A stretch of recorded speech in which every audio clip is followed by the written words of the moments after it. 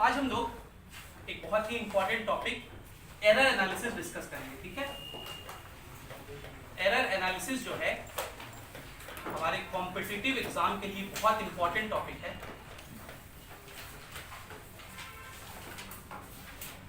और error analysis से बहुत सारे सवाल पूछे जाते हैं। हर साल एक सवाल एरर एनालिसिस से आने का संभावना रहता है। इसको बहुत अच्छे से सीखिए, बहुत आसान है। अगर इसके रूल्स आप सही से ध्यान में रखेंगे तो आपसे इसके क्वेश्चन बन के आएंगे। ठीक है, जैसे क्वेश्चंस आप क्लास में करेंगे वैसे ही क्लास में आएंगे भी। एरर एनालिसिस में दो पार्ट है। एक तो है जो बेसिक पार्ट है, और ये जो बेसिक पार्ट है ये हमारे स्कूल के लिए, जेईई मेंस के लिए एंड नीट के लिए इंपॉर्टेंट है, जिसको हम लोग आज कवर करेंगे। एक पार्ट इसका और है, इसको हम बोलते हैं एडवांस पार्ट। एडवांस पार्ट जो कि जेईई एडवांस के लिए सिर्फ इंपॉर्टेंट है। ठीक है, इस जो बेसिक पार्ट है उसमें हमें कुछ रूल सीखने हैं। जो एडवांस पार्ट है उसमें एक स्पेशल रूल सीखना है जिसका नाम है डिफरेंशिएशन टेक्निक। एडवांस पार्ट में जो हम लोग को रूल सीखना है उसका नाम है डिफरेंशिएशन टेक्निक। और ये जनरली सिर्फ किसमें पूछे जाते हैं? जेईई एडवांस में पूछे जाते हैं। और इसमें एक बात और है, जो दूसरा पार्ट है, इसमें एक बात और है कि इसमें जो क्वेश्चंस पूछे जाते हैं वो सिर्फ और सिर्फ एरर एनालिसिस के नहीं होते हैं। इसमें क्वेश्चन कुछ और चैप्टर के कॉन्सेप्ट्स में, कुछ और चैप्टर्स के फॉर्मूले में एरर एनालिसिस के कॉन्सेप्ट्स को मिक्स किया जाता है। मतलब other chapter formula plus concept of error analysis पूछा जाता है। और जेईई एडवांस के में मैक्सिमम क्वेश्चन जो होते हैं वो ऐसे ही होते हैं जिसमें सिर्फ एक चैप्टर के कॉन्सेप्ट शायद ना लगे, एक से ज्यादा चैप्टर की बातों का आपको इस्तेमाल करना पड़ेगा। एरर एनालिसिस का एक लेक्चर ऑलरेडी रिकॉर्ड हुआ है, वीडियो बना हुआ है। ठीक है, और उसमें वो ये दोनों पार्ट डिस्कस्ड है, बेसिक वाला भी एडवांस वाला भी। लेकिन जब बच्चे वो वीडियो देखते हैं और पढ़ते हैं तो बोलते सर इस वाले पार्ट में बहुत दिक्कत होता है। क्लास 11th के बच्चों को इस वाले पार्ट में शुरुआत में दिक्कत होता है, क्योंकि उस लेक्चर में ऑलरेडी है भी। तो उसमें दिक्कत ये होता है कि डिफरेंशिएशन अभी आप बहुत अच्छे से नहीं सीखे होंगे। बेसिक मैथमेटिक्स में कुछ लोग थोड़ा बहुत जानते होंगे, कुछ सीखेंगे। और दूसरा कि ये जो अदर चैप्टर फॉर्मूला है ये तो अभी आपको आता नहीं है।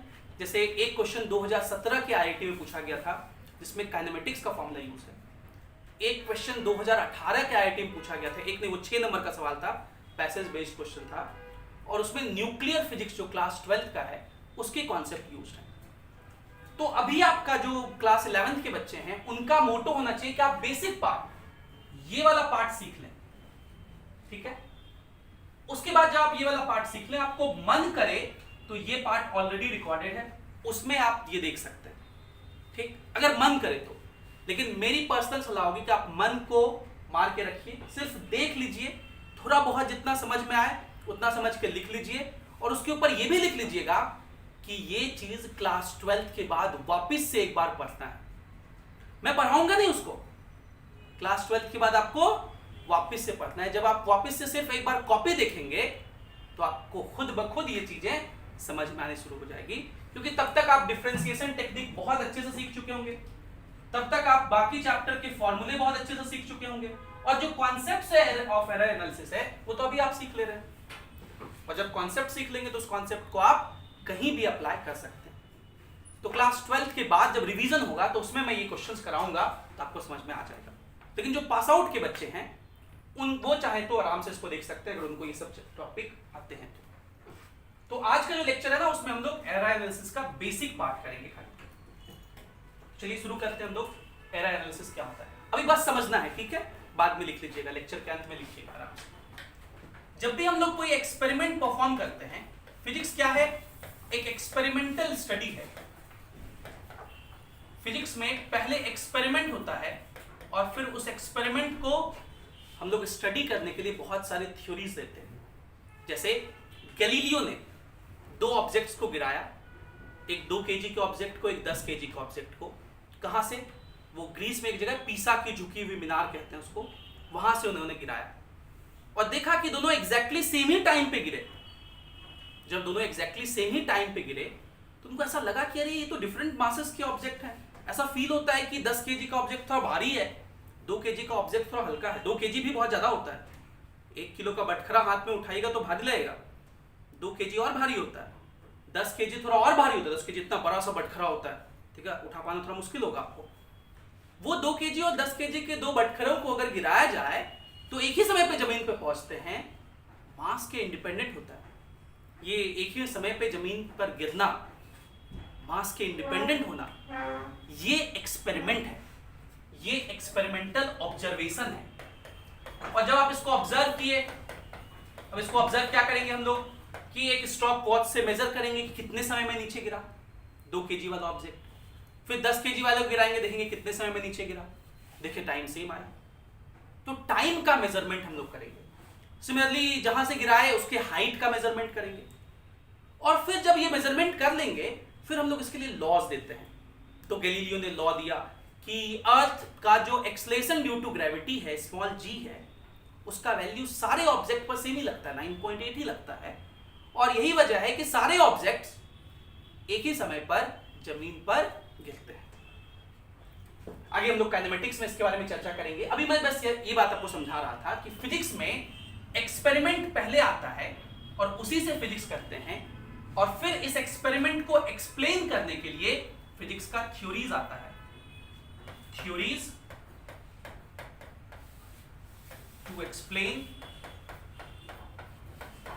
The observations. जो ऑब्जर्वेशंस हैं उनको हम लोग एक्सप्लेन करते हैं किनके हेल्प से? थ्योरीज के हेल्प से। तो मान लीजिए हम लोग कुछ ऑब्जर्व कर रहे हैं, इसी के लिए एक वर्ड चलता है मेजरमेंट। ऑब्जर्वेशन के लिए एक वर्ड क्या चलता है? मेजरमेंट। तो मान लीजिए हम लोग कुछ मेजर कर रहे हैं और अभी हम लोग बहुत सिंपल सा, हम लोग को इसी चैप्टर में ना एक चीज और पढ़ना है, मेजरमेंट के devices, screw gauge and vernier calliper. आने वाले कुछ क्लासेस में आप वो भी सीखेंगे। तो मेजरमेंट जब हम लोग करते हैं तो मेजरमेंट एग्जैक्ट एक्यूरेट नहीं हो पाता है, मेजरमेंट में थोड़ा बहुत एरर रह जाता है, एरर थोड़ा बहुत चलता है। जैसे आप इस पेन का अगर लेंथ मेजर करेंगे तो 15 सेंटीमीटर की जगह 16 सेंटीमीटर नहीं आएगा, लेकिन ऐसा भले हो सकता है कि एक बार जब आप मेजर करें तो आपको लगे कि 15.4 सेंटीमीटर है और एक बार लगे कि 15.5 सेंटीमीटर। ऐसा कैसे हो सकता है सर? एरर कैसे हो सकते हैं? तो एरर होने के बहुत सारे तरीके हैं। किसी भी मेजरमेंट में एरर होने के बहुत सारे तरीके हैं। हो सकता है कि आपका इंस्ट्रूमेंट ही फॉल्ट हो, तो उसको बोलेंगे हम लोग इंस्ट्रूमेंटल एरर। इंस्ट्रूमेंटल एरर, इसी का एक एग्जांपल होता है जीरो एरर। जीरो एरर, जो आपका स्केल है, स्केल में 0 से शुरू होना चाहिए, लेकिन मान लीजिए वो स्केल टूट गया तो वो 0 की जगह 1 से शुरू हो रहा है। तो 1 से शुरू हो रहा है, यहां पे आप मेजर किए, यहां आया 16 सेंटीमीटर, तो आपको दिख तो 16 रहा है, लेकिन क्या वो 16 सेंटीमीटर है? 1 से 16 गया तो टोटल लेंथ कितना है? 15 सेंटीमीटर। तो एक एरर हुआ, आपने 16 लिख दिया तो ये एक एरर हुआ। तो इसको बोलते हैं इंस्ट्रूमेंटल एरर। ऐसे जो एरर होते हैं इसका एक और नाम है, इसको बोलते हैं सिस्टमैटिक एरर। इसको हम लोग क्या बोलते हैं? Systematic error. सिस्टमैटिक एरर का मतलब कि जिसको आप इलिमिनेट कर सकते हैं। जैसे आप लोग सबने कहा कि सर अगर वो 1 से शुरू हो रहा है और 16 तक गया तो टोटल लेंथ कितना आया? 15 centimetre. You can measure it कि 15 सेंटीमीटर आया, क्योंकि आपको पता है कि वो 1 से शुरू हो रहा था। इस इंस्ट्रूमेंट में एरर है, इसलिए इसको बहुत आसानी से क्या किया जा सकता है? इलिमिनेट किया जा सकता है। Can be easily eliminated, can be easily eliminated. लेकिन एक दूसरा एरर होता है जिसको बोलते हैं रैंडम एरर। दूसरा एरर क्या होता है? Random error. अब रैंडम एरर क्या हो सकता है कि 16 था, गलती से किसी बच्चे ने 16 के जगह 17 लिख दिया, गलती से लिख दिया। या 15 था, 16 माइनस 1 करके 15 आना था, उसने 1 माइनस ही नहीं किया, 16 लिख दिया, है ना। या देखने में सीधा देखना चाहिए हमेशा रीडिंग, वो थोड़ा टेढ़ा होकर देख रहा है, ऐसे करके देख रहा है, तो रीडिंग थोड़ा इधर उधर चेंज हो जाता है। तो ऐसे एरर्स को हम लोग क्या बोलते हैं, और रैंडम एरर को इलिमिनेट कर पाना थोड़ा मुश्किल होता है, difficult to eliminate, difficult to eliminate. क्या आप समझ पा रहे हैं कि हम क्या क्या डिस्कस किए? चलिए लिखिए, 2-3 लाइन लिखते हैं हम लोग, 2-3 लाइन लिखते हैं। हेडिंग डाल लीजिए एरर एनालिसिस। हेडिंग क्या डालना है? एरर एनालिसिस, एरर एनालिसिस लिखिए। Error analysis deals with, error analysis deals with, error analysis deals with the errors associated with, the errors associated with, the errors associated with measurement, the errors associated with measurement in an experiment, measurement in an experiment. Error analysis deals with, error analysis deals with measurement of, या क्या लिखे? Error analysis deals with the errors associated with measurements in an of an experiment, ठीक है, measurements of an experiment। तो अब ये वाला flow chart बना लीजिए ताकि आपको याद रहे, 2 कंटेंट है इसमें, ठीक है, कि पहला पार्ट जो है इसको बोलते हैं बेसिक पार्ट, वो किसके लिए इंपॉर्टेंट है, हमारे स्कूल और जेई के लिए, और दूसरा एडवांस पार्ट, ठीक है। ये फ्लो चार्ट बना लीजिए जल्दी से।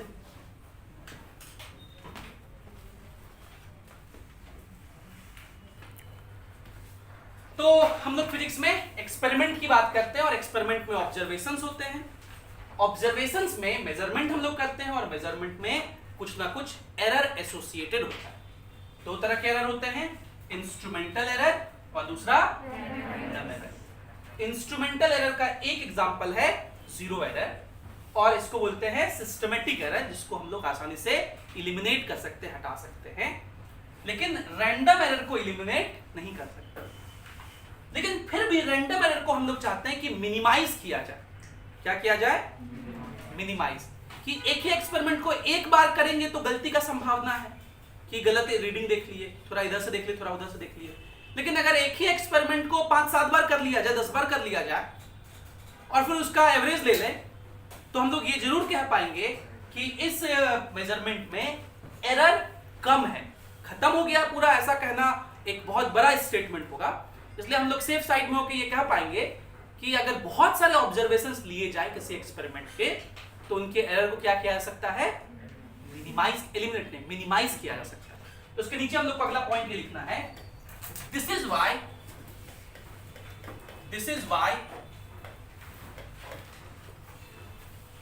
a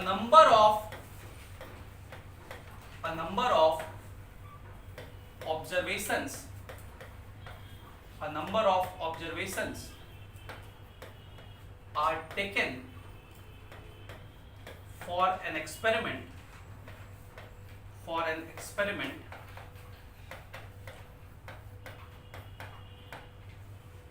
this results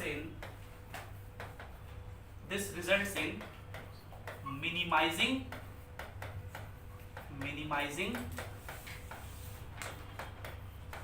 the random errors. This results in minimizing the random errors. तो क्यों हम लोग बहुत सारे ऑब्जर्वेशंस लेते हैं?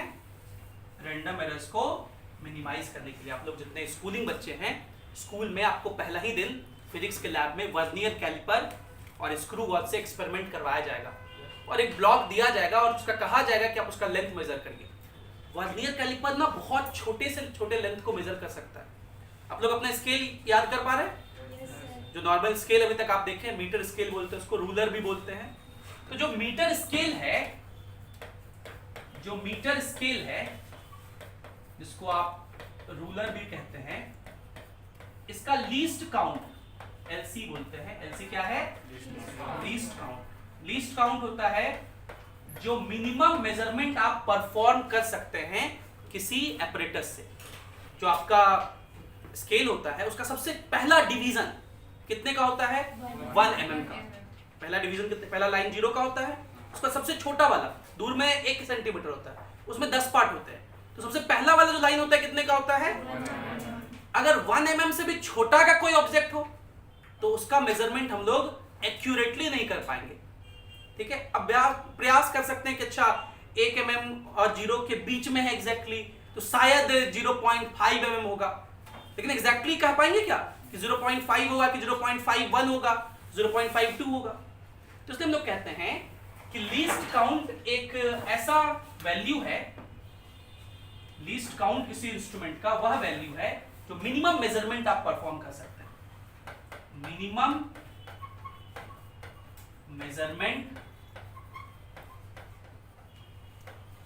Measurement that can be performed, उसको बोलते हैं लीस्ट काउंट। तो जो मीटर स्केल होता है उसका लीस्ट काउंट होता है 1 mm। कितना होता है? इसको आप 0.1 सेंटीमीटर भी कहते हैं। लेकिन जो वर्नियर कैलिपर होता है वो इससे भी सेंसिटिव होता है, वो 0.1 mm, 1 mm इतू सा होता है। 1 mm का मतलब जो नाखून का हमारा थिकनेस होता है ना, जो आप काटते हो नेल कटर से जनरली, लड़कियों का नाखून नहीं, लड़कों का नॉर्मल जो थोड़ा सा बढ़ जाता है उसको काटते हैं, वो उतना ही 1 mm होता है। उसका भी 10वां पार्ट सोचिए, उतना छोटा मेजरमेंट आप किसी वर्नियर कैलिपर के हेल्प से करते हैं।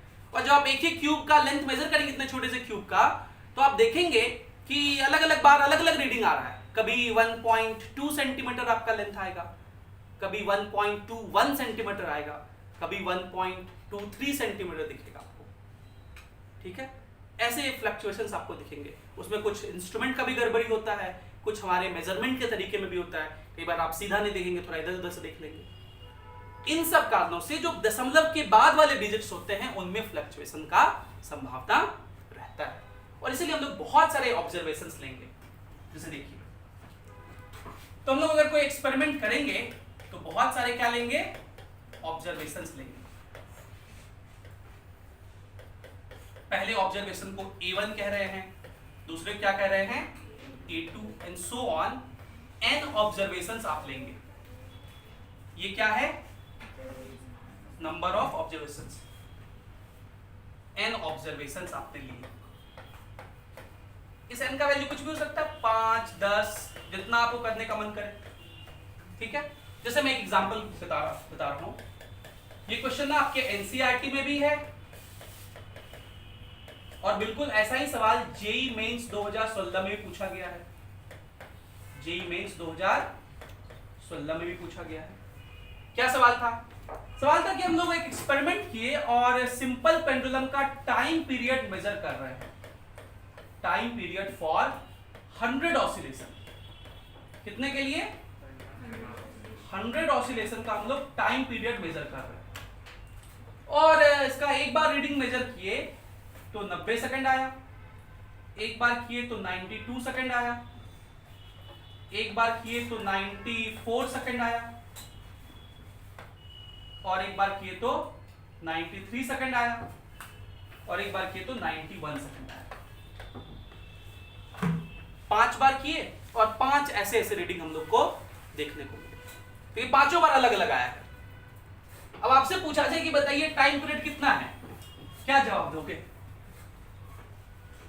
कोई एक वैल्यू बता सकते हैं क्या? नहीं बता सकते। तो हम लोग क्या कहेंगे कि ठीक है, एक काम कर लेते हैं सर, इसका क्या निकाल लीजिए? Average value. क्या निकाल लीजिए? तो अगर हम लोग टाइम पीरियड पूछें, क्योंकि टाइम पीरियड का एक्सपेरिमेंट कर रहे हैं, तो उसको टी से लिखेंगे, या उसी को हम लोग एवरेज वैल्यू कहेंगे। क्या बोलेंगे? और एवरेज वैल्यू तो आप लोग जानते हैं, कैसे निकालते हैं एवरेज वैल्यू? सबको जोड़िए और जितने ऑब्जर्वेशन है उससे 90 plus 92 plus 94 plus 93 plus 91 divided by 5। मतलब जब भी हमें ऑब्जर्वेशंस दिए रहेंगे तो पहला स्टेप हम लोग क्या करते हैं, स्टेप 1 क्या होता है, ए निकालते हैं। ए लिखें या इसी को हम लोग क्या बोलते हैं, एवरेज वैल्यू। और ये कैसे निकालते हैं, सारे ऑब्जर्वेशंस को लिखिए A1 plus A2 and so on AN, और इसको किससे डिवाइड कर दीजिए, n से। अब ये जो तो आप जानते होंगे, 1 3 1 4 4 8 2 10 के सुनना हाथ में था, 1 9 9 18 27 36 45 46, तो ये कितना हो गया।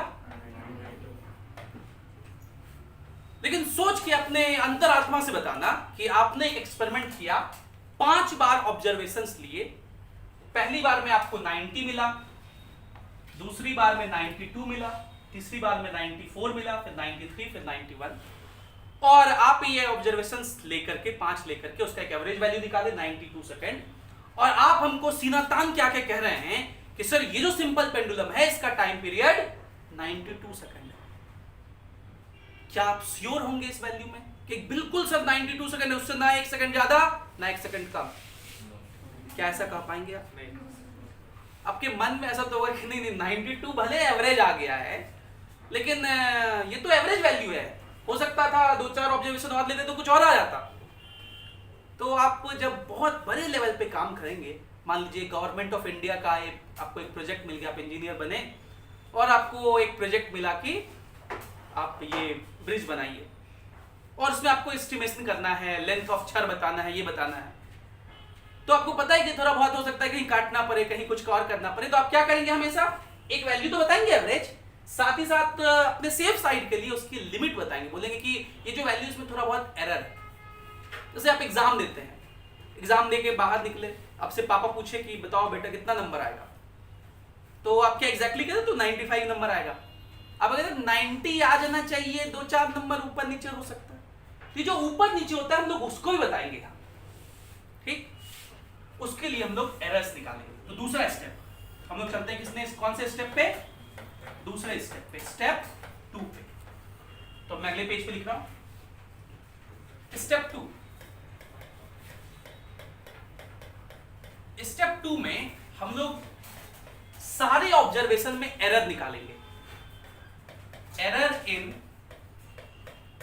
Each observation, error in each observation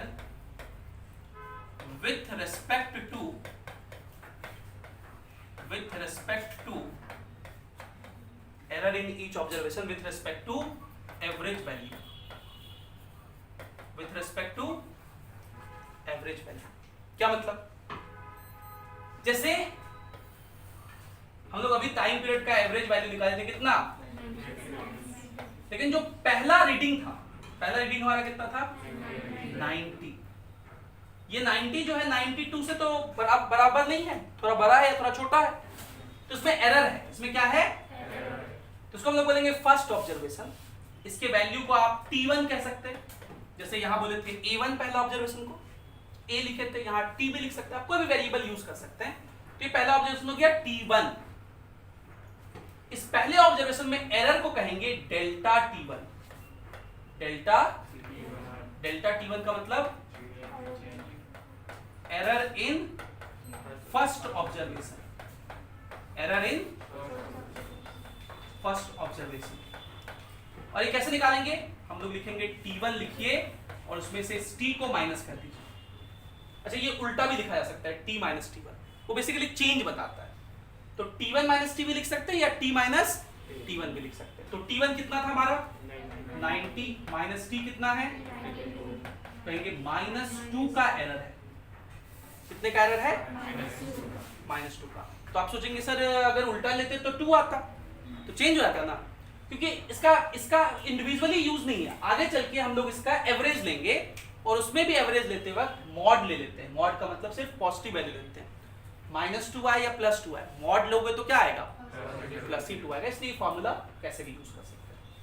तो हम लोग क्या निकालते हैं, ईच ऑब्जर्वेशन में एरर निकालते हैं। मतलब पहले वाले ऑब्जर्वेशन में निकालेंगे डेल्टा A1, वो क्या होगा A1 माइनस A, जिसको आप A मीन भी कह सकते हैं। एवरेज के लिए एक वर्ड और चलता है मीन। ये जो A लिखा हुआ है इसको A भी लिखते हैं या एवरेज वैल्यू भी कहते हैं, ऐसे वो किससे लिखते हैं A मीन से। तो बुक में कहीं कहीं A मीन भी लिखा रहेगा, एक ही बात है, A मीन लिखो या A लिखो। तो पहले ऑब्जर्वेशन में A1 A मीन माइनस करेंगे तो डेल्टा A1 आएगा। इस तरह डेल्टा A2 किससे आएगा A2 माइनस A मीन, है ना।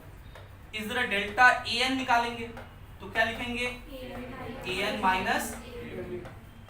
तो इस तरह हम लोग सारे ऑब्जर्वेशंस में इंडिविजुअल एरर निकाल लेंगे। जैसे डेल्टा T2 निकालिए, क्या लिखेंगे delta T2 T2 minus T, और T2 कितना है हमारा देखिए 92, तो 92 माइनस 92 कितना आएगा। अब डेल्टा T3 निकालिए तो T3 माइनस T 94 है, तो 94 माइनस 92 कितना आएगा। डेल्टा T4 बताइए इस तरह, लोग याद कर लिए हैं 93, तो 93 माइनस 92 कितना होगा 1 प्लस 1, और डेल्टा T5 91 था, तो 91 माइनस 2 कितना होगा माइनस 1।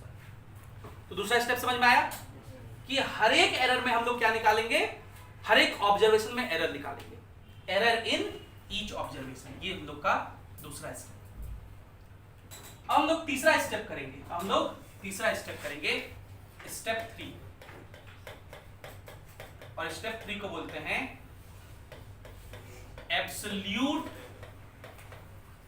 Absolute mean error. क्या बोलते हैं, या इसको और अच्छे से अगर लिखें तो सही से ऐसे बोलना चाहिए, इसको अंग्रेजी में थोड़ा उल्टा बोला जाता है, उल्टा पढ़ाते हैं, इसको बोला जाता है mean absolute error. Mean absolute error मतलब जो एरर हैं पहले आप उनका एब्सोल्यूट वैल्यू लीजिए। एब्सोल्यूट वैल्यू मतलब कि निगेटिव हो तो भी पॉजिटिव लिखना है, पॉजिटिव हो तो भी पॉजिटिव है तो भी मॉडुलस वैल्यू। एब्सोल्यूट का मतलब मॉडुलस वैल्यू, और फिर उसका मीन लीजिए। क्या मतलब, इसको हम लोग लिखेंगे कैसे, इसका सिंबल होता है डेल्टा A मीन। एरर जब भी होगा ना तो उसके सामने डेल्टा लगाएंगे, तो एरर है और उसका मीन वैल्यू इसलिए क्या लिख दिए हैं मीन। कैसे निकालेंगे, तो डेल्टा A1 जो था पहले में एरर, उसका मैग्नीट्यूड ले लीजिए, मतलब खाली पॉजिटिव वैल्यू। फिर इसी तरह दूसरा डेल्टा A2 का पॉजिटिव वैल्यू लीजिए, इसी तरह डेल्टा AN का पॉजिटिव वैल्यू लीजिए, और उसको जितने ऑब्जर्वेशन उससे डिवाइड कर दीजिए। जैसे जो हम लोग एग्जांपल कर रहे थे, उस एग्जांपल में अगर हम लोग चलें तो हम लोग लिखेंगे डेल्टा T मीन।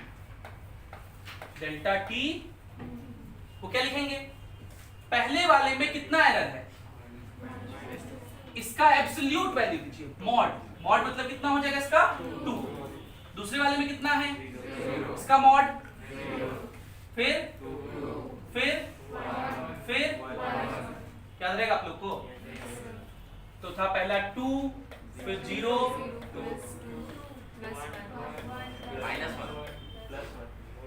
कोई बात नहीं, पहला था 2, फिर 0, फिर 2, फिर 1, और फिर -1 का भी तो मॉड +1 ही होगा ना, मॉड लेना है खाली। और डिवाइडेड बाय कितने ऑब्जर्वेशंस थे, फिर कितना हो गया 2 2 4 1 5 1 6, तो 1.27। अब आप रिपोर्ट करेंगे कि सर हमने एक्सपेरिमेंट कर लिया, किसका किया, टाइम पीरियड का, किसका किया टाइम पीरियड, और टाइम पीरियड जो आया वो आया 92 सेकेंड, और इसमें प्लस माइनस एरर आया 1.2 सेकेंड। ये आप रिपोर्ट करेंगे। तो जब भी हम लोग रिपोर्ट बनाते हैं तो रिपोर्ट कैसे बनाते हैं, रिपोर्ट में क्या लिखते हैं, ए लिखते हैं, ए मीन लिखते हैं, और उसके बगल में लिखते हैं कि प्लस माइनस डेल्टा ए, ठीक है। लेकिन रिपोर्ट बनाते वक्त एक बात और ध्यान रखना है कि जब आप ये जो निकाले, ये तो एवरेज निकाल लिए, या ये भी आप एवरेज निकाल लिए हैं। अब मान लीजिए इस क्वेश्चन में एक बात और लिख दे, अगर नहीं लिखेगा तब तो यही आंसर होगा, लेकिन अगर एक बात और लिख दे और वो ऐसा लिखे कि मेजरमेंट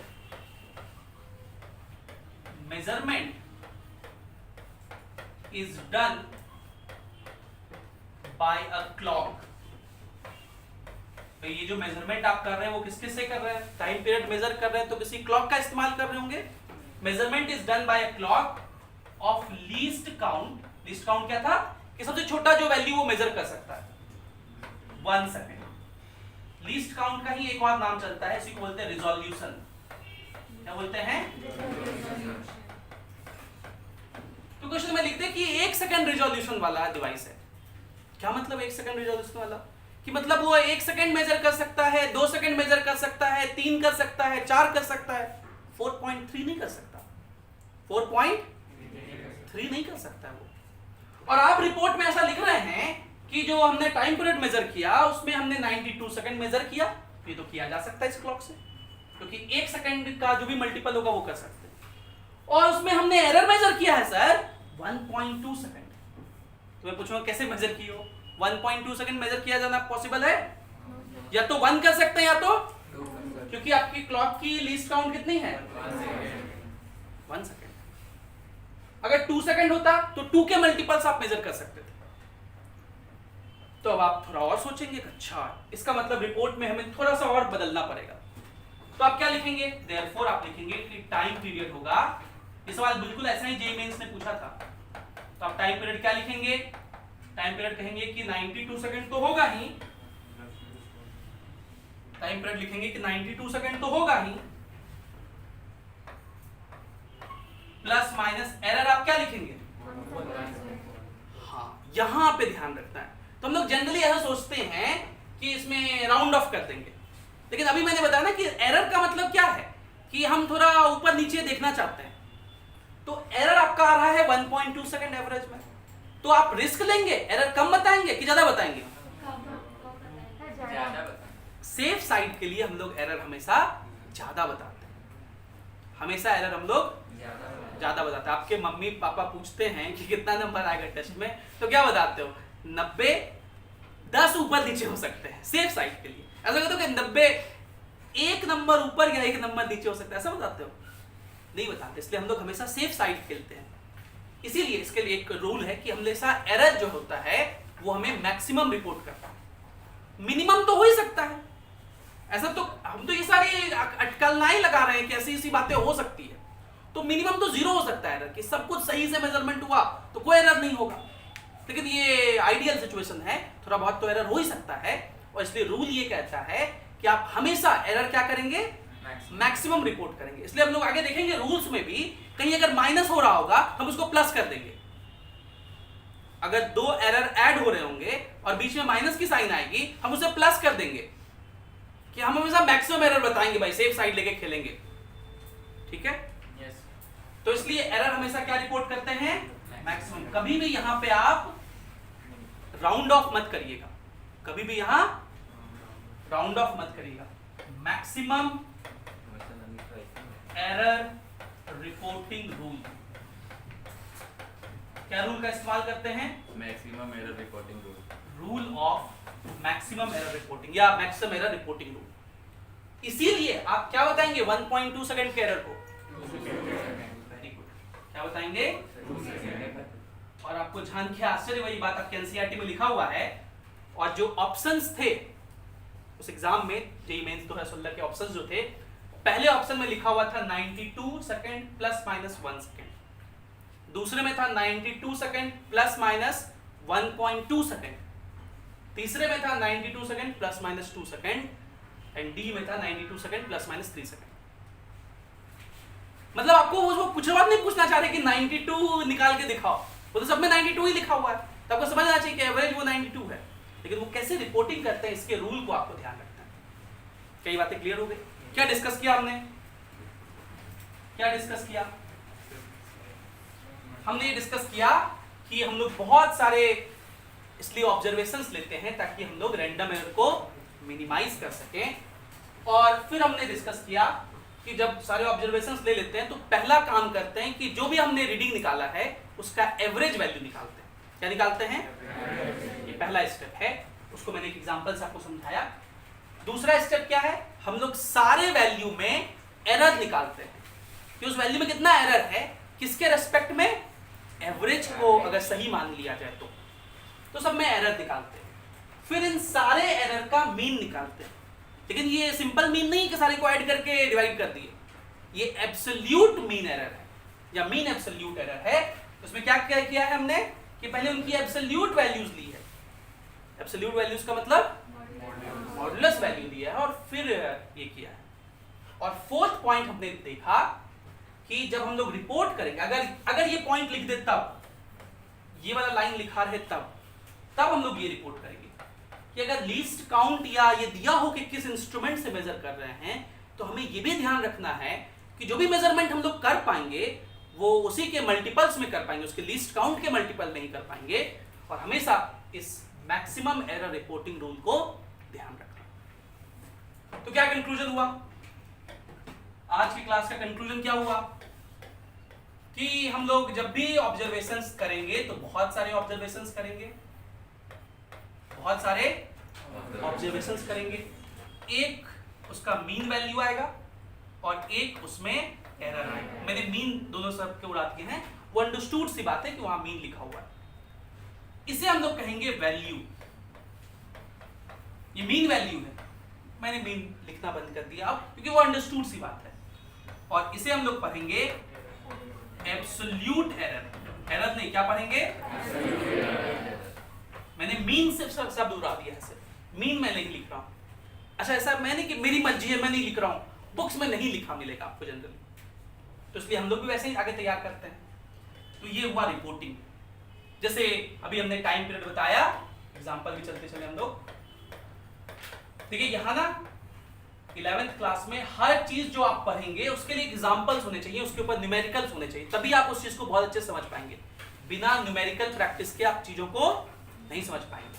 तो हम लोग एग्जांपल क्या लिए कि टाइम पीरियड रिपोर्टिंग हुआ और टाइम पीरियड कितना आया 92 प्लस माइनस 2 सेकंड। तो ये हमारा वैल्यू है और ये उसमें एब्सोल्यूट एरर है।